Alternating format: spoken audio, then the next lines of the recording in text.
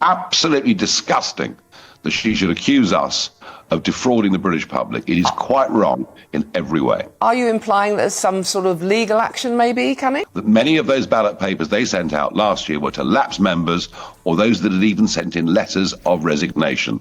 Their membership figure, I would guess, is substantially lower. These are the last dyings and thrashings of a party that may have been around for a very long time, but right now, the newest party in British politics has overtaken the oldest party in the Western world. Can you spot the difference between a political revolution and a publicity stunt? As Nigel Farage claims Reform UK has overtaken the Conservatives in membership, we challenge you to look beyond the headlines. Before we move on, I'd like to ask you a small favor. If you appreciate this content, please take a second to like this video and subscribe to the channel.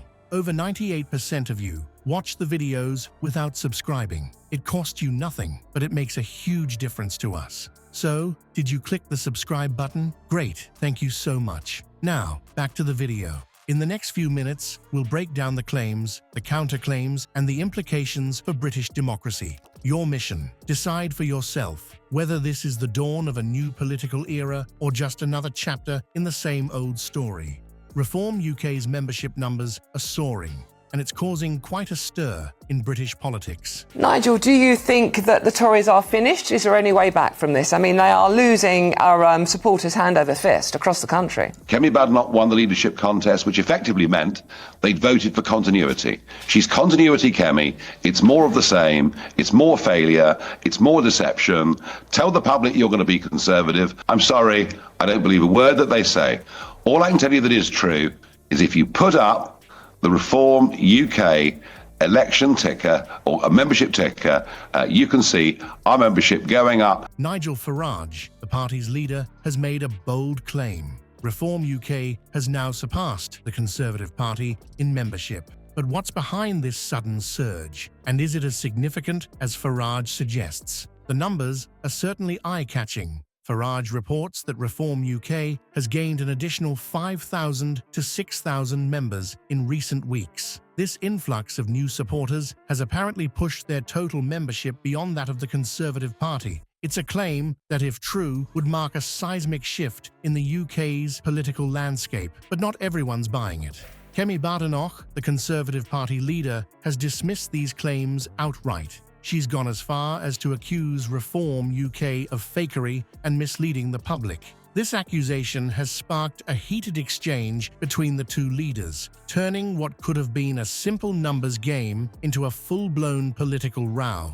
What's particularly interesting about Reform UK's reported growth is the changing demographics of its new members. According to Farage, the average age of newcomers is getting younger, with many under 25 joining the ranks. This youthful injection is partly attributed to the party's savvy move of introducing a $10 membership fee for students. Nigel, what do you say to Kemi's allegation that it's a fake because of the back of the website, the coding on the back of the website or something has been ticking up the members artificially? I think if the truth came out, she'd be very, very embarrassed indeed. You know, I don't mind all sorts of comments being made about me, but to be accused by her of being a fraudster, I'm sorry, I'm not going to let this rest. Well, she calls herself an engineer. Let me tell you, she's not even in the same league as our chairman, Zia Youssef, who has made vast amounts of money on tech and through digital media, and we have had our work confirmed by several independent sources overnight. It's a strategy that seems to be paying off, attracting a generation often seen as disengaged from traditional party politics. But it's not just young people Reform UK is appealing to. Farage notes that many of their new members have never been involved in politics before. This suggests a broader disillusionment with the established parties, with voters looking for a fresh alternative to the status quo. So what's driving this apparent surge in support for Reform UK? The answer seems to lie in widespread dissatisfaction with the current political system. Many voters feel let down by the Conservative Party's performance and perceive the entire political structure as broken. Reform UK is positioning itself as the honest, straightforward alternative these disillusioned voters are seeking. If these membership claims are accurate, the implications for British politics could be profound. a significant shift in party allegiances could reshape the political landscape, potentially altering the outcome of the next general election. But the question remains, are these numbers genuine, or is this all just political theatre?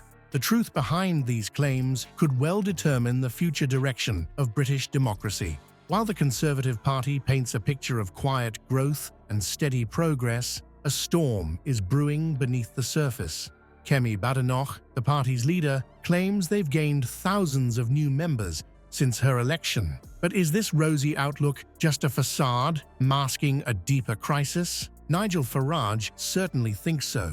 He's not mincing words, accusing Badenoch of misleading the public about the party's true membership figures. Farage argues that the Conservatives' reported 131,000 members is likely inflated, suggesting many ballot papers were sent to lapsed members or those who've already jumped ship. It's a serious allegation that strikes at the heart of the party's credibility. The Conservative brand, once synonymous with stability and tradition, is showing cracks. Farage pulls no punches, declaring the Conservative brand is broken. So many broken promises time and time again. People have had enough. They're looking for something fresh, new, and honest.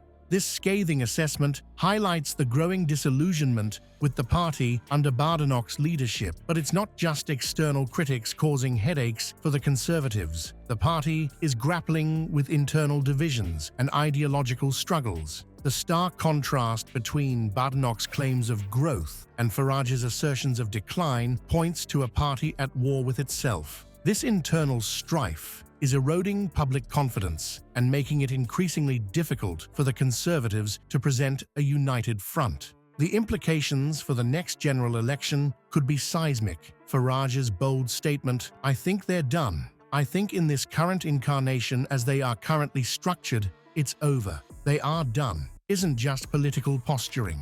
It's a stark warning that the Conservative Party's grip on power might be slipping away. Even more concerning for the Tories, Farage believes his Reform UK party is becoming the challengers of Labour, potentially relegating the Conservatives to third-party status. Can the Conservative Party regain its footing and prove Farage wrong? It's an uphill battle. They'll need to address the accusations of misleading membership figures head-on and find a way to reconnect with disillusioned voters. More importantly, they must resolve their internal conflicts and present a clear, unified vision for the country's future. As this political drama unfolds, we're left wondering, are we witnessing the twilight of one of Britain's oldest political parties, or will the Conservatives find a way to reinvent themselves for a new era? The answer to this question could reshape British democracy for generations to come. As we've seen, the British political landscape is undergoing a seismic shift. Reform UK's meteoric rise, coupled with the Conservative Party's apparent decline, signals a potential reshaping of the traditional two-party system. But what does this mean for the future of British democracy? Could 2024 be a watershed moment in UK politics, akin to Trump's 2016 victory in the US? The parallels are striking. A populist movement gaining ground, established parties struggling to adapt, and a growing disconnect between politicians and the public. As voters, it's crucial to remain engaged and critical. The claims and counterclaims flying between Farage and Badenoch underscore the need for transparency in our political system.